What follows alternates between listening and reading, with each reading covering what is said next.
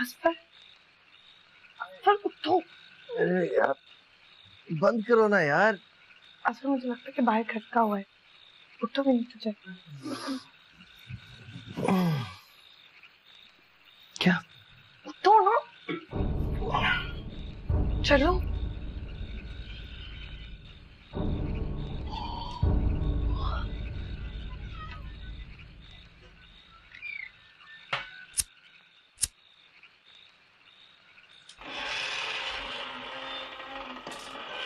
ये क्या हो रहा है अब? कुछ नहीं, मैं कुछ नहीं, बस मैं तो वो ये तहज्जुद। अच्छा, तहज्जुद के लिए तो फिर तो हमें जाना चाहिए ना, वो नमाज पढ़ लें। सिगरेट के साथ? क्या हो गया? एक रिटायर्ड बुजुर्ग शहरी के ऊपर तुम इस तरह का इल्जाम लगा रहे हो? अकल की नाखुन हो। बुजुर्ग शहरी को ये भी याद होना चाहिए कि उनको डॉक्टर ने सिगरेट पीने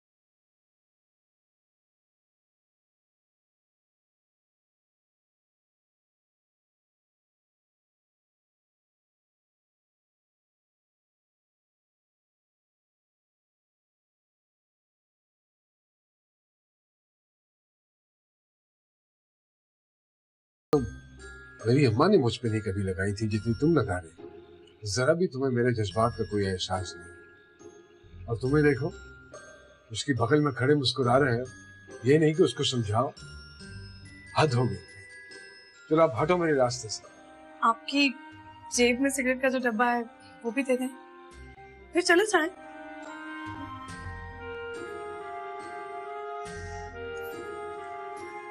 लो, ये भी ले लो। जानो, ये लो, लूट लो। जैसे यहाँ का सियासतदान इस मुल्क को लूट रहा है, तुम भी मुझे लूट। क्या देख रही हो मेरी तरफ? अब क्या हुआ? अपने हाथ ऊपर करके मुझे तलाशी लेनी है। अरे उसको कुछ कहते क्यों नहीं हो? तुम्हारे सामने तुम्हारे बाप की तस्दीक कर रही है। मैं क्या बोलूं, आप ही ने सर पे चढ़ा के रखा हुआ है, अब भुगते। बस उतार रहा हूँ आज इसको अपने सर से। मैं बहुत हो गई है, मजीद रुकने वाला नहीं हूँ यहाँ पे। जा रहा हूँ यहाँ से। और एक बात और, वापस नहीं आऊंगा और मेरे पीछे मत आना तुम लोग। कह के जा रहा हूँ। शर्म ही नहीं आती है दोनों को। कितना मजे की अदाकारी करते हैं ना, पता है ड्रामों में होना चाहिए था।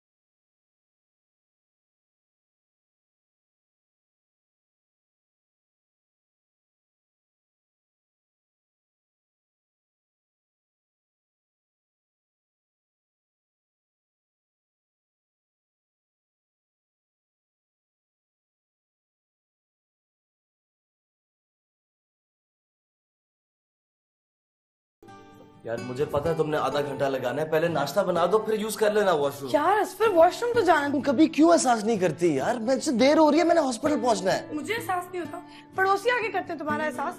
हद होती है भाई ना शुक्रेपन की। रोज नाश्ता बनाओ और रोज बातें सुनो।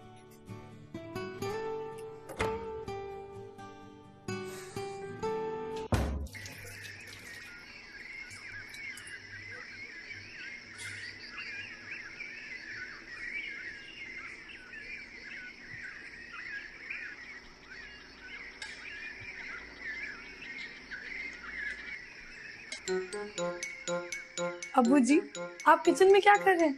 अरे क्या करना है, जिस आदमी की औलाद में कमी हो वो क्या करे। नाश्ता तैयार कर रहा हूँ तुम लोगों के लिए। अच्छा, आप तो हमें छोड़ के जाने वाले थे। क्या हुआ, इरादा बदल गया?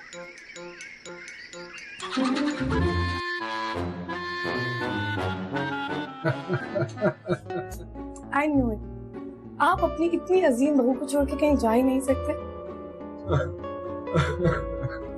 हाँ भाई, आज माशाल्लाह जितनी तुम अजीम लग रही हो तो मजा ही आ गया।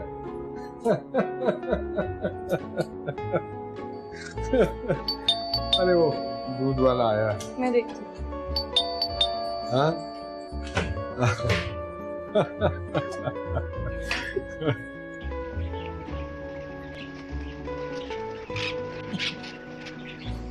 क्या बात है भाई, क्यों मुस्कुरा रही?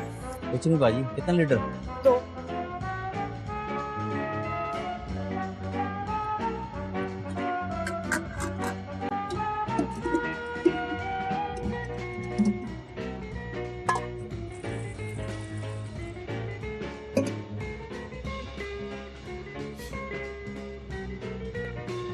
क्या प्रॉब्लम है भाई, क्यों आप इतना हंस रहे हैं? बाजी आज आप बहुत प्यारी लग रही हैं। अबू जी, आज के बाद ये दूध वाला हमारे घर दूध देने नहीं आएगा। क्यों, क्या हुआ? दूध में पानी मिला रहा है? जी नहीं, मुझ पे लाइन मार रहा है। क्या मतलब? मतलब ये कि मुझे देख के हंसने लगा और कहने लगा कि बाजी आज आप बहुत प्यारी लग रही है। Can you believe this? वैसे बात वो गलत नहीं कह रहा था, आपा जश्न में बहुत प्यारी लग रही है। शर्म करो कुछ। दूध वाला तुम्हारी बीवी पे हंस रहा है और तुम चुप चुप, खबरदार हंसे तुम।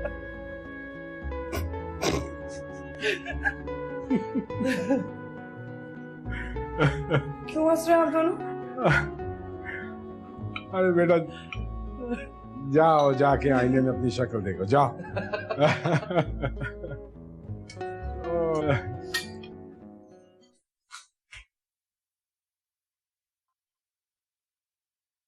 Oh my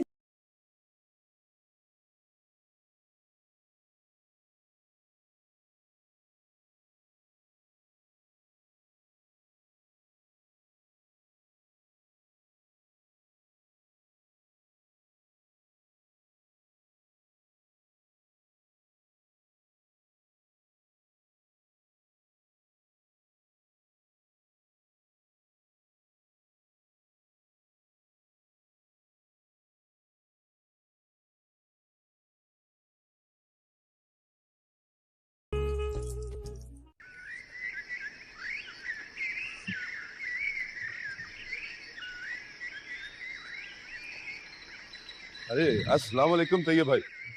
अरे अस्सलाम वालेकुम, खैरियत? अल्लाह का एहसान है, बस नमाज पढ़ने जा रहा था, उसके बाद आप ही की तरफ हाजिरी देनी थी मुझे। जी जी, फरमाइए। हाँ, बस एक छोटा सा काम था। हुक्म कीजिए। थोड़ा पर्सनल है, अगर कहीं बैठ के बात हो जाए तो। अरे यहाँ घर है मेरा, आ जाइए।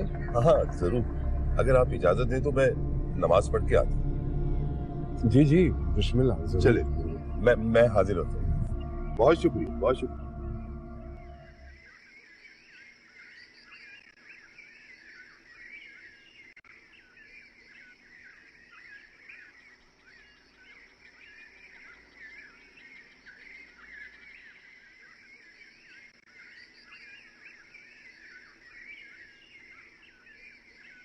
ज़ारा, ओ ज़ारा, ओ मेरी मानो बिल्ली,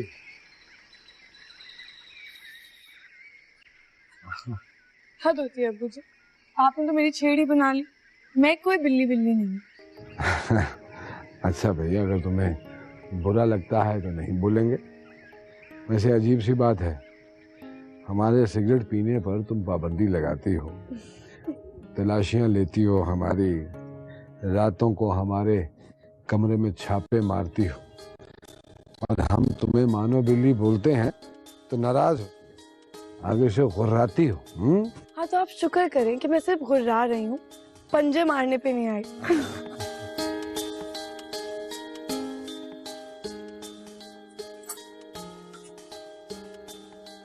अभी जी क्या कर रहे हैं? अरे बेटा, वो यूसुफ ज्वेलर वाला लड़का आ रहा है, उसे मुझसे कोई काम है। मैंने कहा फिर जो मैं उठ के जाऊंगा चाय बनाने के लिए, अभी रख देता हूँ पानी। तौबा है अब्बू जी, क्या शौक है आपको हमेशा किचन में घुसे रहते हैं। मैं बनाती हूँ ना चाय। और वैसे अब्बू जी, मुझे लगता है कि आपके अंदर किसी दाई अम्मा की रूह है, जो आपको इन कामों का इतना शौक है। अच्छा चलो ठीक है, तुम बना दो चाय, कोई बात नहीं है। मर्तबा फिर से तुम्हारे हाथ की बनी हुई बदमजा चाय पी लेंगे, कुछ हमारे गुनाहों में ही कमी हो जाएगी। कुछ कहा आपने? तारीफ कर रहा हूँ, माशाल्लाह बड़ी शानदार चाय बनाती हूँ। पहला घूंट लेते ही चारों तबक रोशन हो जाते हैं। खूब समझती हूँ मैं, जो आप तारीफ के नाम पे मेरा मजाक उड़ा रहे हैं। आज तक ऐसी कड़वी चाय बनाऊंगी कि आप याद करो। अरे बेटा, तू जैसी भी चाय बनाएगी हम पी लेंगे।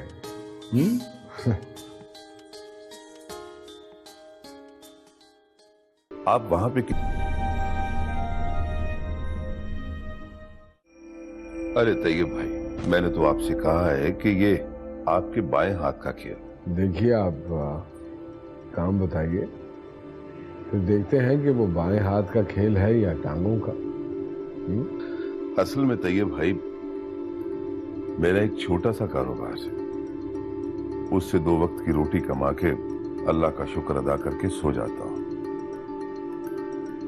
वो पिछले दिनों मेरा बड़ा बेटा दुबई से कुछ सामान लाया था और आपके कस्टम वालों ने उसे पकड़ लिया। अब वो कहते हैं कि जुर्माना अदा कर दो और सामान वापस ले जाओ। हाँ तो कर दीजिए अदा। वो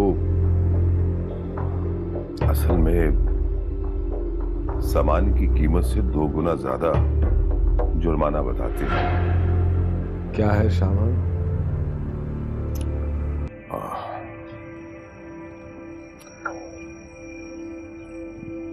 बिस्किट। सोने के? हाँ, अब आपसे क्या छिपाना, मैंने आपसे कहा था ना कि आपके दाएं हाथ का खेल है। काम तो ये वाकई हाथों का नहीं टांगों का है। ऐसे काम में हाथ काले करने की बजाय मैं टांगों पे जोर देकर भाग जाना ज्यादा मुनासिब समझता हूं।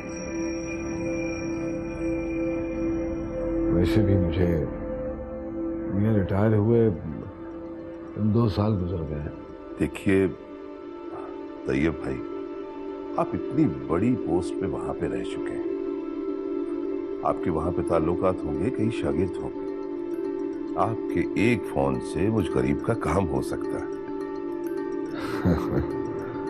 मुझे अच्छी तरह अंदाजा है आपकी गुर्बत का। मोहल्ले में कोई भी घर बिकने वाला होता है तो सबसे पहले आप उसकी बोली लगाते हैं, खरीदते हैं। सराफा बाजार में अपने 2 प्लाजे हैं आपके। मेरी तो अल्लाह से दुआ है कि इस मुल्क के हर आदमी को आप जैसी गुर्बत अता फरमाए। देखिए तैयब भाई, जिंदगी में पहली दफा मैं आपके पास कोई काम लेकर आया हूं। आप बजाय मुझे तसल्ली देने के मुझ पे तंज कर रहे हैं। आप देखिए, मैं आपसे माजरत चाहूंगा, मैं किसी भी गैर कानूनी और गलत काम में आपका साथ नहीं दे सकता। चलिए ठीक है, आप वहां पे किसी भी कॉम्पिटेंट आदमी के साथ मेरी लाइन सेट करवा दीजिए। आप बताइए आप कितना लेंगे? देखिए यूसुफ भैया, अमर तो मुझे गुस्सा नहीं आता, ठंडा आदमी हूं बहुत, लेकिन जब गुस्सा आता है तो बहुत ज्यादा आता है। इससे पहले कि मेरे साफ जवाब दे जाए, आपके लिए यही मुनासिब है कि आप यहां से तशरीफ ले जाएं। ठीक है, जैसे आपकी मर्जी। मैं तो सोचकर आया था कि मोहल्लेदार की आप लाश रखेंगे, लेकिन आप तो बिल्कुल ताइब हो चुके हैं। सारी जिंदगी हराम खाते रहे और हमारी बारी आई तो हलाल।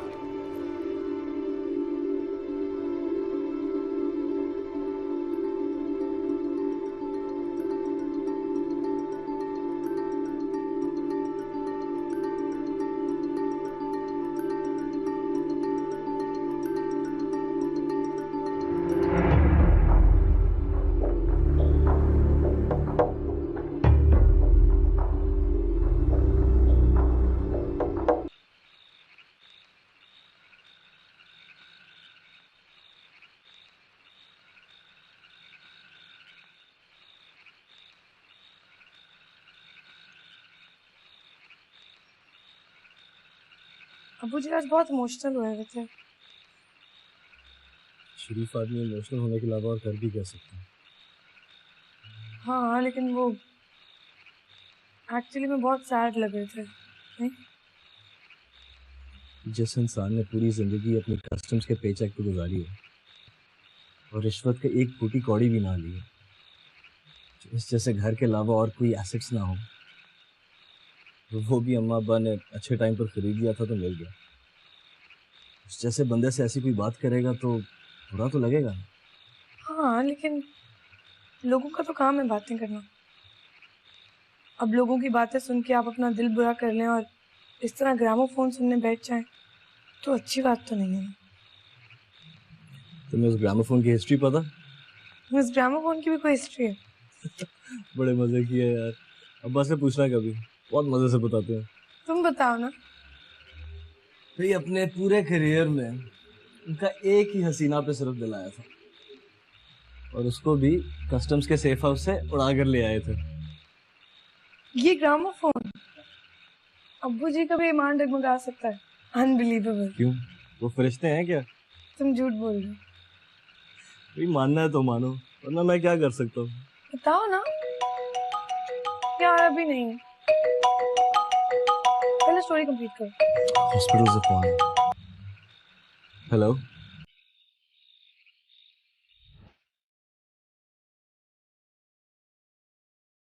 जी आई विल बी देयर। क्या हुआ? सिटी में बहुत बड़ा ब्लास्ट हुआ है, काफी लोग जख्मी हो गए हैं, मुझे जाना चाहिए।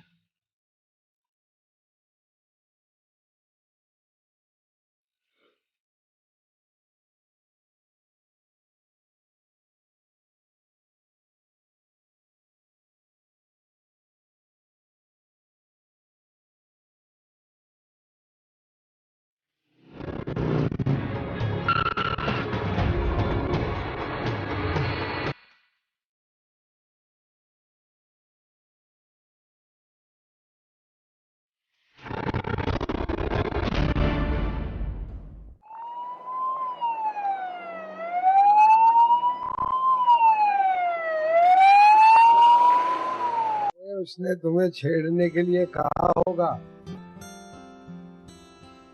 मैंने तो अपने अख्तियारात का नाजायज फायदा उठाकर कस्टम के सेफ हाउस से चुराया है इसे। तो फिर कहाँ से आया ये? ये आना कहाँ से है, स्मगल हुआ है। अबू जी आपने स्मगलिंग की? अरे नहीं नहीं, मैंने नहीं की, मैंने तो पकड़ा है। अच्छा, पकड़ा और उठा के घर ले आए। Very good. अरे नहीं, 10 साल इंतजार किया है मैंने इसका। किस चीज का इंतजार? ऑक्शन का।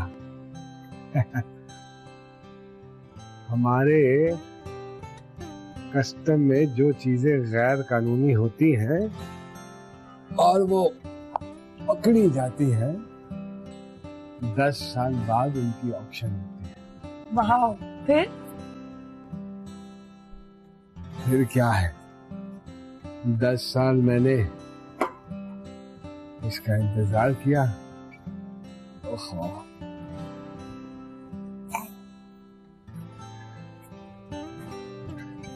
दस साल इंतजार किया मैंने इसका। ये कस्टम के स्टोर रूम में बंद रहा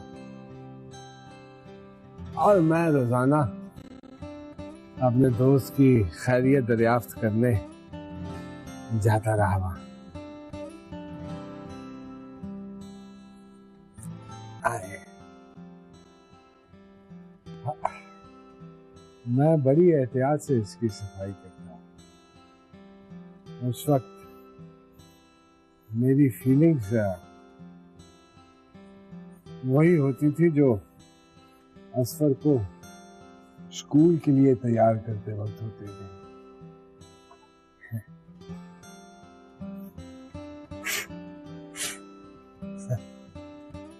मैं चाहता था कि जिस तरह असफर की यूनिफॉर्म बेदाग होती है ना, मेरा ग्रामाफोन भी बेदाग हो।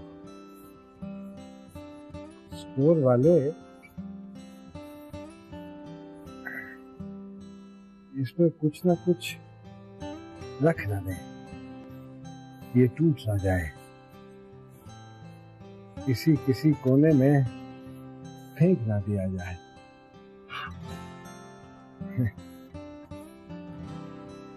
कभी कभी बड़ा ईमान डगमगाता था मेरा,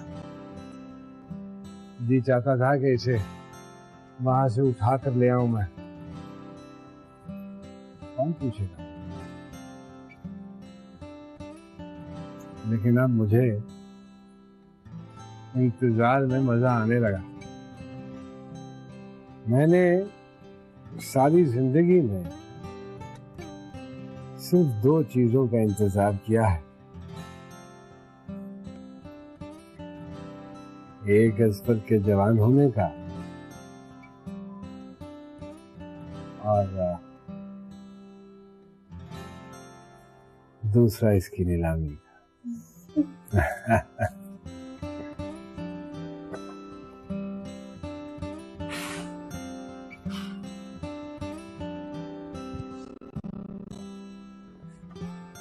10 साल बाद इन साहब को स्टोर की कैद से रिहाई मिली और इसे नीलामी के लिए पेश किया गया।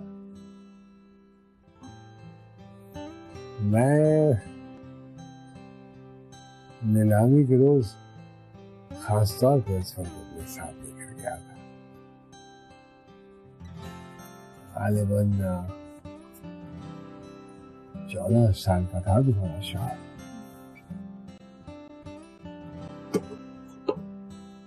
बड़ा हो गया है कम वक्त। बस नीलामी शुरू हुई है। असफर का फोन है, मैं देखती हूँ। आप अपनी नीलामी को यहीं रोक कर रखिए, मैं 2 मिनट में आऊंगी।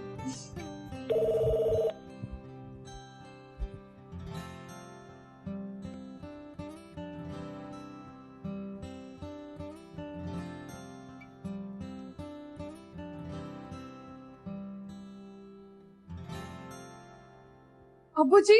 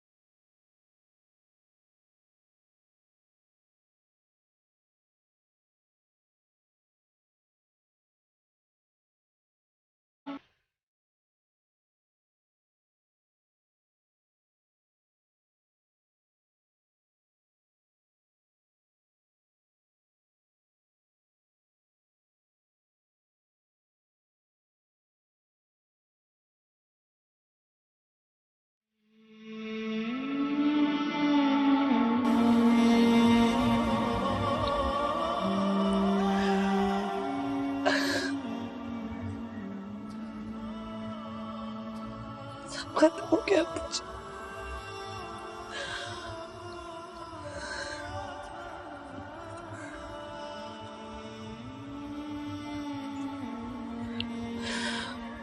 सब खत्म, बर्बाद हो गए मुझे। धोखा दिया आपके बेटे, क्यों धोखा दिया मुझे? मुझे क्यों मर गया? क्यों मर गया मुझे?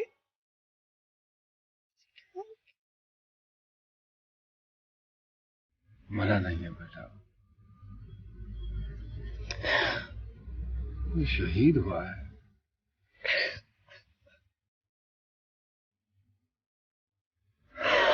और जो लोग शहीद होते हैं वो रोया नहीं करते।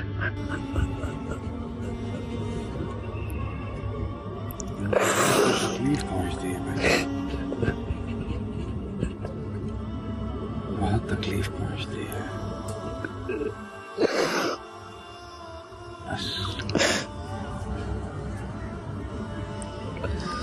बस रोना नहीं है।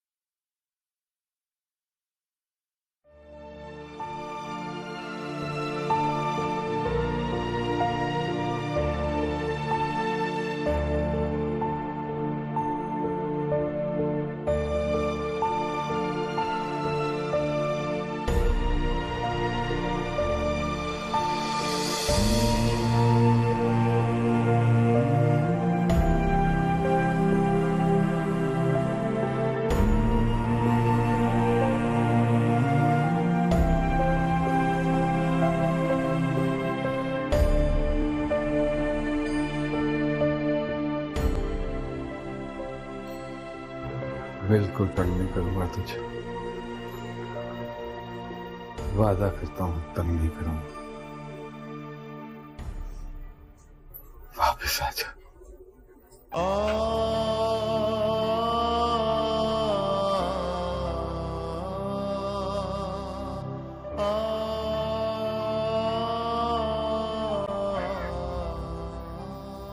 शहीदों को रोया नहीं करते अब्बू जी, तकलीफ होती है उनकी रूह को।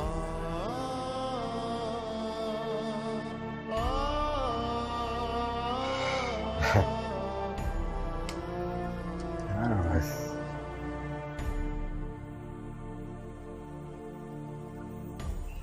क्या करूं बेटा, खुशकी नहीं होते कम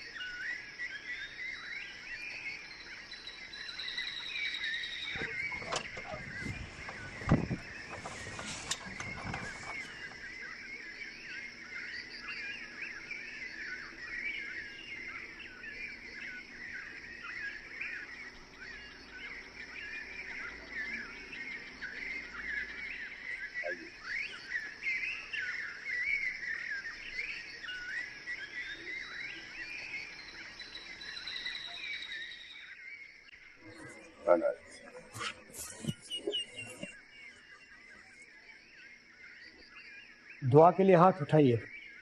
अल्लाह रहमान रहीम।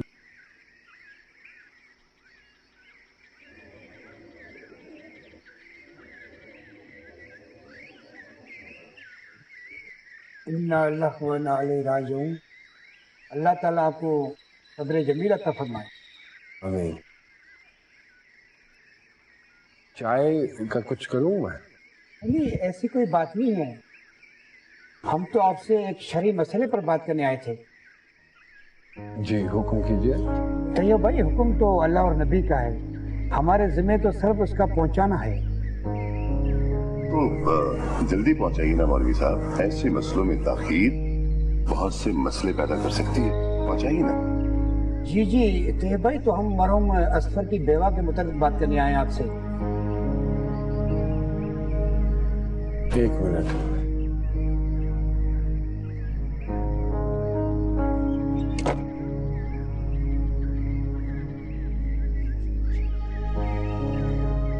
हुक्म कीजिए, क्या बात है?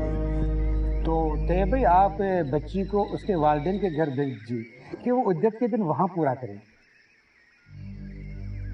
देखिए मौलवी साहब, उसके वालिद का तो इंतकाल हो चुका है। अब मैं ही उसका बाप हूं। आपका बहू के साथ एक छत के नीचे रहना मुनासिब नहीं है। देखिए मौलवी साहब, ये उसी का घर है, उसी के नाम है। वो अपने शौहर का घर छोड़कर कहां जा सकती है? देखिए तैयब भाई, इस मसले का कोई हल निकालिए ताकि रोजे मैशर में भी और दुनिया में मैं सुरखुर हूँ। यही तो जानने की कोशिश कर रहा हूं आपसे कि जिस लड़की का इस दुनिया में कोई ना हो, वो इद्दत गुजारने के लिए कहां जाए? अपने शौहर के घर रहे या मस्जिद में जाके बैठ जाए? फजूल है ये सारी बातें, और मैं इन फजूल बातों पे यकीन नहीं रखता। आप इस मसले का जल्द से जल्द हल निकालिए ताकि रोजे मैशर में भी और दुनिया में भी आप सुरखुर हो जाए। देखिए, इससे पहले कि मैं आप दोनों के कत्ल का इर्तिकाब करूं, तैयब साहब, क्या आप लोग निकलिए यहाँ से। क्या कह रहे हैं आप? चलिए उठिए। शरीयत के बारे में बता। सब जानता हूँ शरीयत के बारे में। चलिए बोलिए।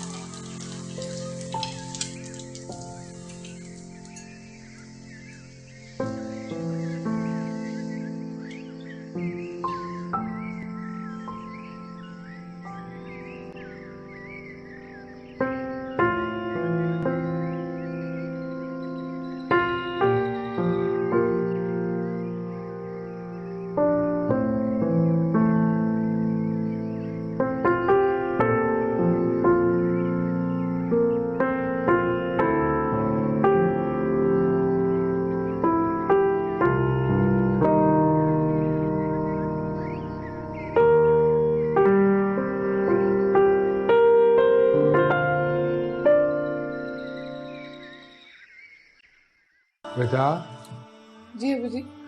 नाश्ता तैयार हो गया है, नाश्ता कर लो। अबू जी बस ये असफर की शर्ट इस्त्री कर लूं फिर आ रही थी। आजकल मोहल्ले में आपके बारे में अजीब व गरीब बातें हो रही हैं।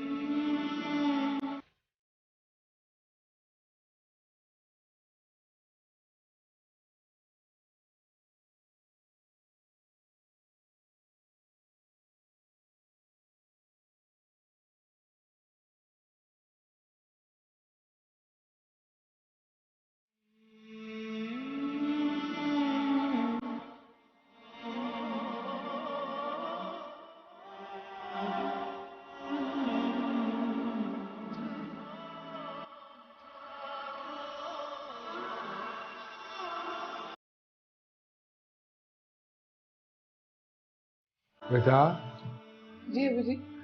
नाश्ता तैयार हो गया है, नाश्ता कर लो। अबू जी बस ये असफर की शर्ट इस्त्री कर लूं फिर आ रही थी।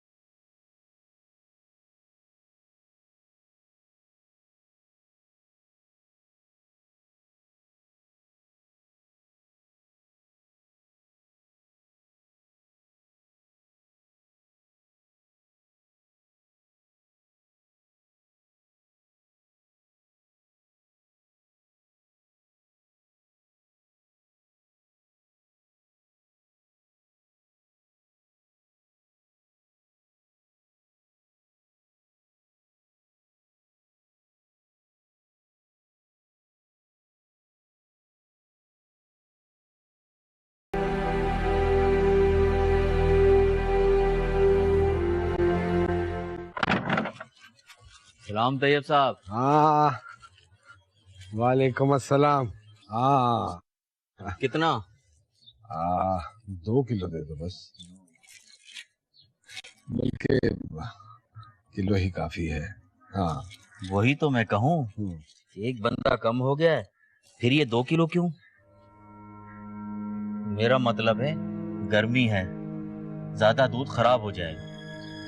नहीं यार, शर्मिंदा होने की जरूरत नहीं है तुम्हें, मतलब समझ गया हूँ तुम्हारा बात। तैयब साहब एक बात कहूँ?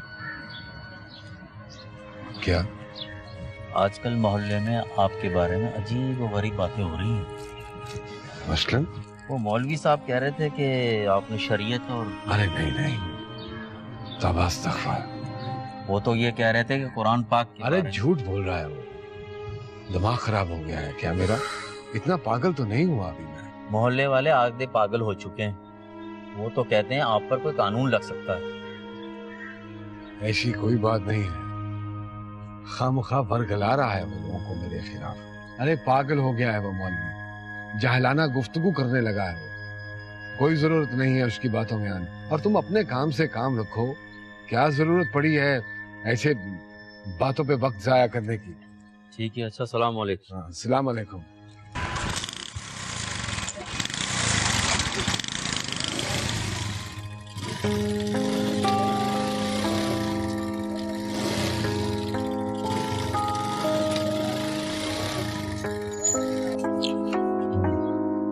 और सुनाओ भी, बात हुई? हाँ, बात हुई थी। तैयब साहब की तो शक्ल उतर गई, बस एक गलती हो गई मुझसे। कैसी गलती हुई? वो एंड टाइम पे कानून का नाम भूल गया। हाँ, वो कानून नामूसे रसालत व मजहब, तुमने उसकी बात नहीं की? हाँ, की थी, बस वो कानून का नाम जहन से निकल गया। अच्छा, माशाल्लाह माशाल्लाह, अल्लाह ताला तुम्हें इसका अजर देगा। तुम मोहल्ले के लिए बहुत नेक काम कर रहे हो, बल्कि मोहल्ले को अजाब से बचा रहे हो। माशाल्लाह माशाल्लाह। सफेद भाई, मैं चलता हूँ। ठीक है, तुम जाओ।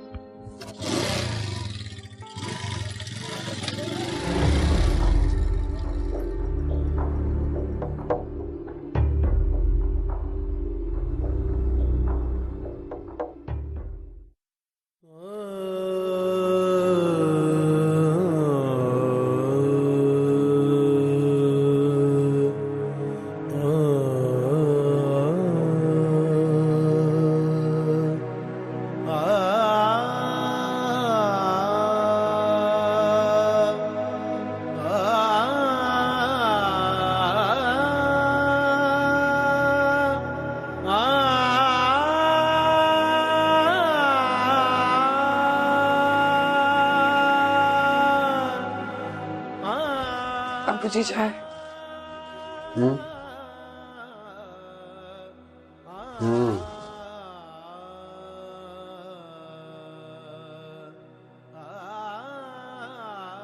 क्या बात है, तुम अपना कप नहीं लेंगे शायद?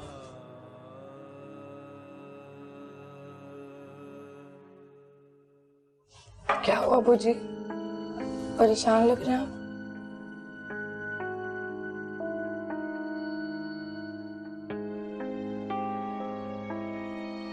हाँ, वो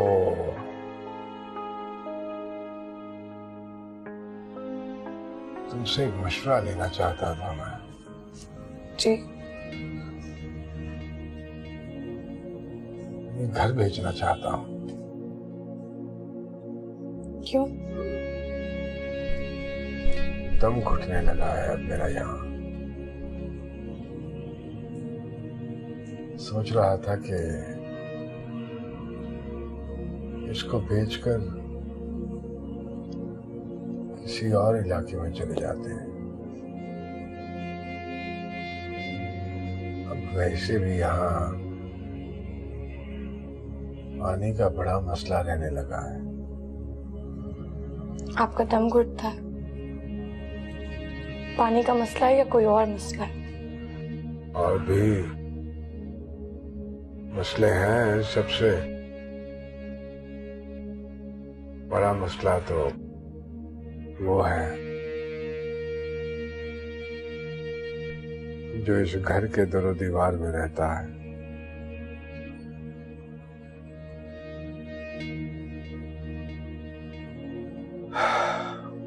कभी उधर राहदारी में खड़ा होता है, कभी यहाँ आकर सोफे पे मेरे पास बैठ जाता है। आंख बंद करता हूं तो बंद आंखों में घुस आता है। आंख खोलता हूं तो सामने आके खड़ा हो जाता है। जिस चीज को भी छूता हूं उसमें से खुशबू आती है उसकी। इस घर की हर चीज से परेशान हूं मैं।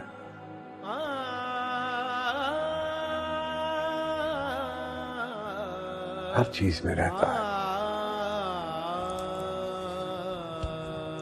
अब्बू जी मैं इस घर से नहीं जाऊंगी। क्यों? इसीलिए क्योंकि वो रहता है यहाँ।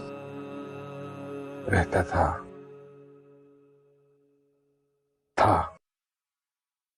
अब नहीं। अब सिर्फ उसकी परछाइयां हैं।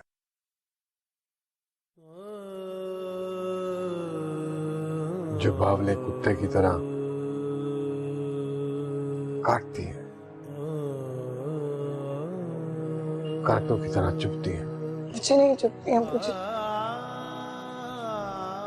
अब्बू जी मैं उसकी मौजूदगी को महसूस कर सकती हूँ। रात को जब तक उसकी परछाई को महसूस ना करूं, नींद नहीं आती मुझे। अब्बू जी मैं यहाँ बहुत सुकून से रह रही हूँ। और आप ही ने तो मुझसे कहा था कि शहीद मरते नहीं हैं, जिंदा रहते हैं। शहीद तो जिंदा रहते हैं।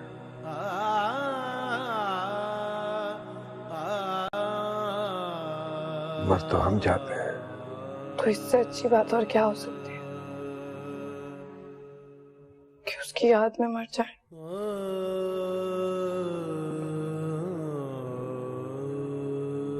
अबू जी मैं इस घर से नहीं जाऊंगी। आपको और इस घर को छोड़कर मैं कहीं नहीं जाऊंगी।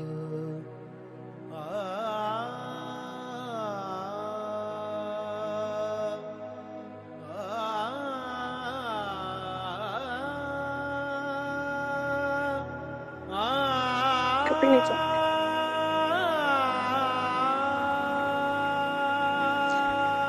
ठीक है बेटा।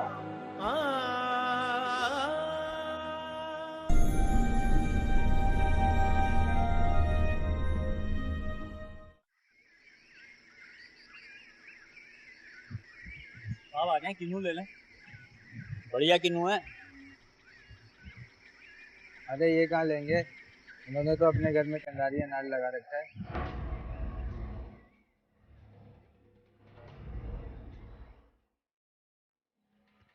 कहा तुमने क्या बकवास की है? अभी तुमने वहां क्या बकवास की है? बुजुर्गों से बात करने की तमीज नहीं है तुम्हें? अंकल अंकल छोड़े छोड़े। क्या छोड़ू मैं? छोड़े छोड़े। बदतमीजी करते हो आगे से। शर्म आनी चाहिए तुम्हें। कली खत्म हो गई है नौजवानों के पास।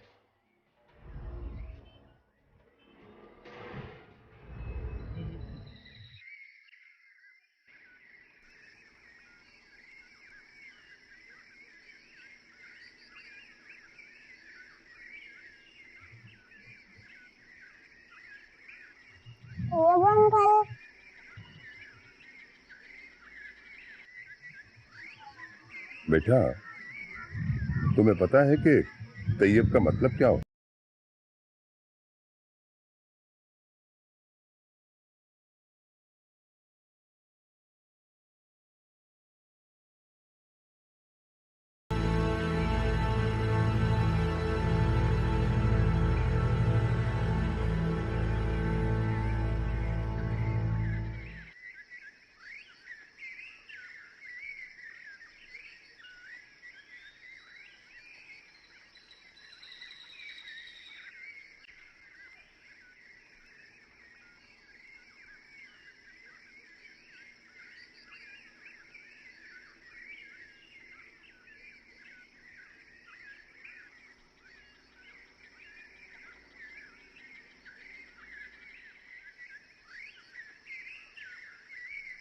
क्या बात है? खैरियत तुम लोग मेरे घर के बाहर? डरो मत मामू, हम कोई डाकू नहीं है। तुम्हारा नाम ही तैयब है ना? हाँ। मोहल्ले के लोगों ने तुम्हारी शिकायत की हमसे। इस उम्र में भी गलत कामों में पड़ गए हो तुम। गलत काम? अब इतने भी बच्चे मत बनो। जवान बहू को घर में बिठाया हुआ है, फौरन उसे अपने घर वापस भेजो। खामख्वाह मोहल्ले का माहौल खराब हो रहा है। वहाँ के फाड़ फाड़ की क्या देख रहे हो? जो समझाया उस पर अमल करो। आजा।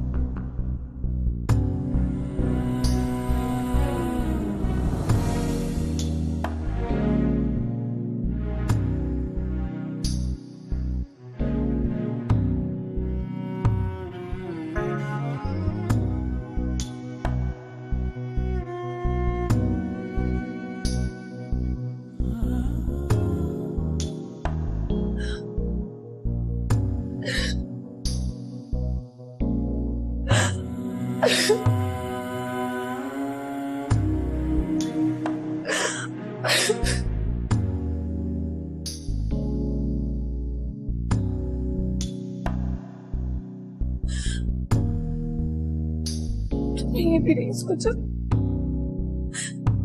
कि मुझे बिल्ली कौन कहेगा? काश आज तुम यहाँ होते, मैं तुम्हें ही बता पाती कि तुम बाप बनने वाले हो।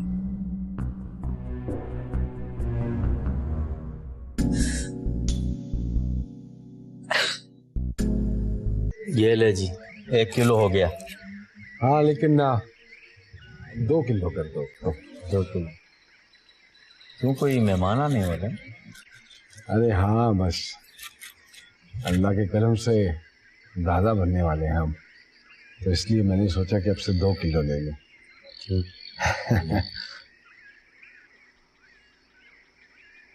दादा या अब्बा?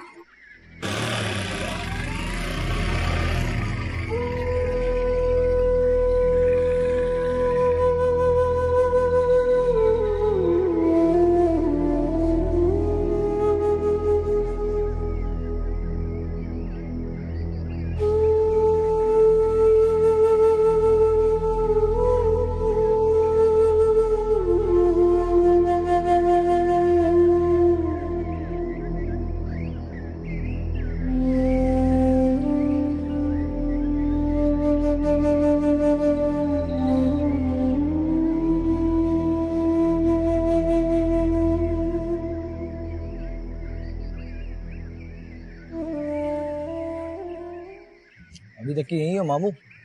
कब जा रहे हो फिर? मैं यहाँ से कहीं नहीं जाऊंगा।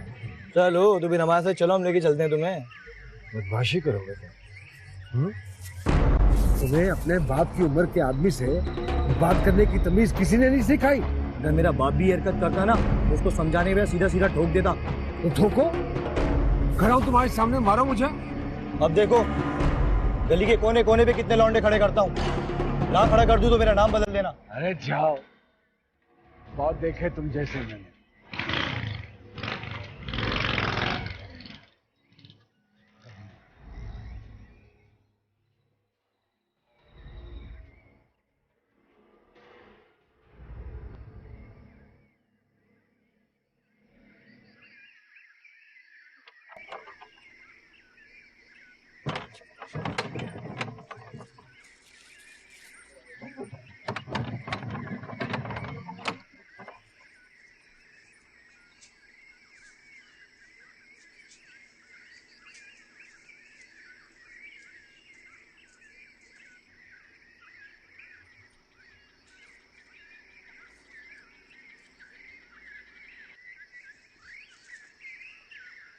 अबू जी क्या बात है, परेशान लग रहे हैं आप?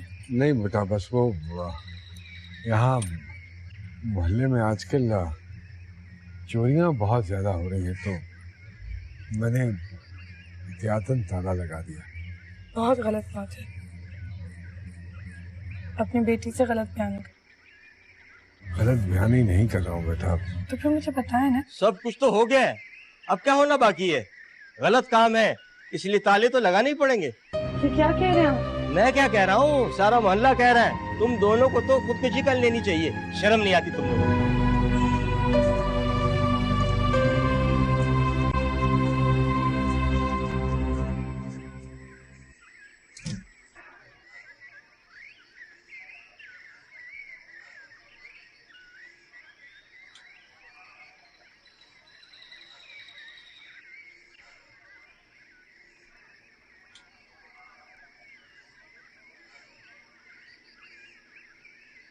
जिस तरह आपने मुझसे सिगरेट नहीं छुपाया, मुझे उम्मीद है कि आप बाकी बातें भी नहीं छुपाएंगे। कुछ ऐसा नहीं है मेरे पास जो मैं तुमसे छुपाऊंगा। अब मुझे मोहल्ले में क्या बातें हो रही हैं? कोई ऐसी बात नहीं हो रही है जिसकी तुम्हें परवाह होनी चाहिए। बकवास करते हैं सारे के सारे, सोचे गलत है उनकी, घटिया सोचते हैं। भूल जाते हैं बात करने से पहले कि इनके घरों में भी अपने गिरेबानों में नहीं झांकते, तो हमें क्या जरूरत पड़ी है इनकी बातों पे ध्यान देने की। कुत्ते की तरह भौंकते हैं।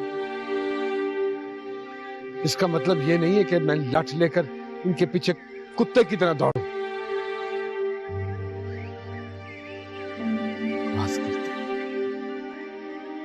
अबू जी, हम इस घर में 2 ही लोग रहते हैं।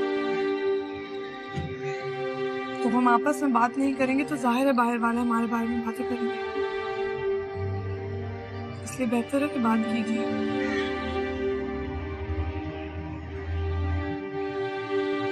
क्या आप जानते थे कि मोहल्ले में बातें हो रही हैं? अबू जी, मैं आपसे कुछ पूछ रही हूँ। कब से? अजफर के जाने के बाद से। तो आपने मुझे क्यों नहीं बताया? मैंने सोचा कि क्यों घसीटूं तुम्हें इन सारी फजूलियात में, क्यों तुम पे जिम्मेदारी पड़े।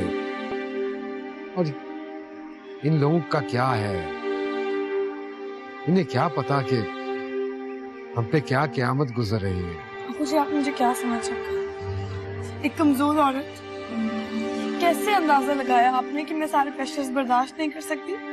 और आप कौन से 30 मार खान हैं?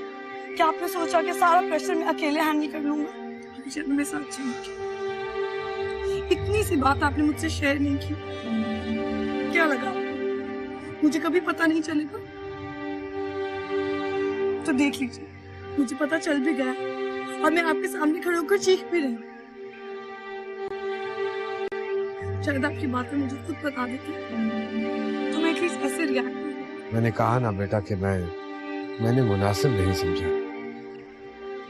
बहुत जालिम लोग हैं ये। तुम्हें इन सबसे दूर रखना चाहता हूँ। जालिम नहीं है मुझे। दूसरों की बहू बेटियों के बारे में बात करने वाले गैरतमंद नहीं है। बेज़मीरे हैं ये। इनका अपना अंदर का ज़मीर मर चुका है। बात करने से पहले सोचते नहीं है कि क्या कहना है क्या नहीं। मैंने ये सब कुछ सिर्फ तुमको इन लोगों से बचाने के लिए किया है। क्या किया आपने मुझे बचाने के लिए? सोचा कि हम ये घर छोड़ के भाग जाते हैं, या ये सोचा कि आप मेरी शादी करवा देंगे? अब मुझे क्या जालिम लोगों से बचने का ये तरीका है कि उनकी सारी बातें मानकर उनके सामने सर झुका लिया जाए ताकि वो आपकी जान बख्श दे? देखो बेटा, मुझे अपनी नहीं, तुम्हारी जिंदगी अजीज है। रहने दे अब्बू जी। अच्छा नहीं किया आपने मेरे से। आपने सोचा भी कैसे कि मैं कमजोर हूँ? अगर मैं इस उम्र में असफर की मौत का दुख बर्दाश्त कर सकती हूँ तो मैं कमजोर नहीं हूँ। अब्बू जी, जो औरत माँ बन सकती है कमजोर नहीं हो सकती। अगर आपको इन मोहल्ले वालों से डरकर बैठना है तो आप शौक से बैठे, लेकिन मैं इस मोहल्ले और इस घर को छोड़ के कहीं नहीं जाऊंगा। अब मेरा बच्चा इसी घर में बड़ा होगा।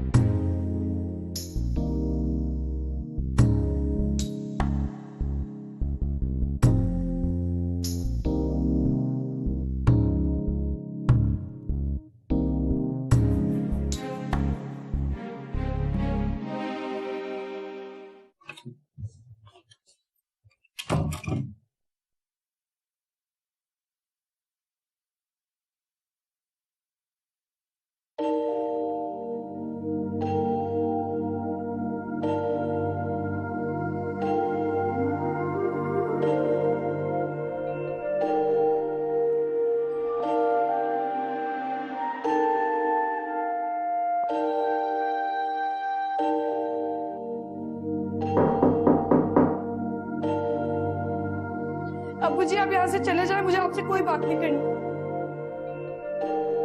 एक माह पहले उन डाकुओं ने मेरे असफर को मार दिया और आज आपने मुझे मार दिया। आपू जी, मेरा आपसे कोई रिश्ता नहीं है, मैं मर चुकी हूँ आपके लिए।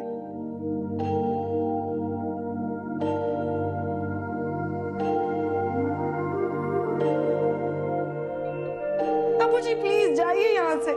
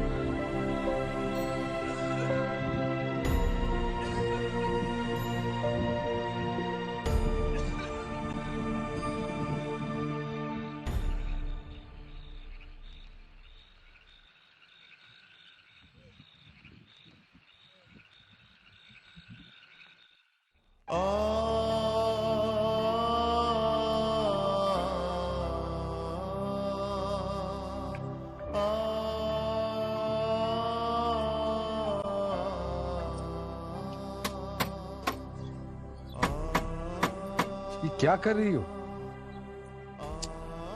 क्या कर रही हो ये? कहाँ जाना है तुम? डॉक्टर के पास।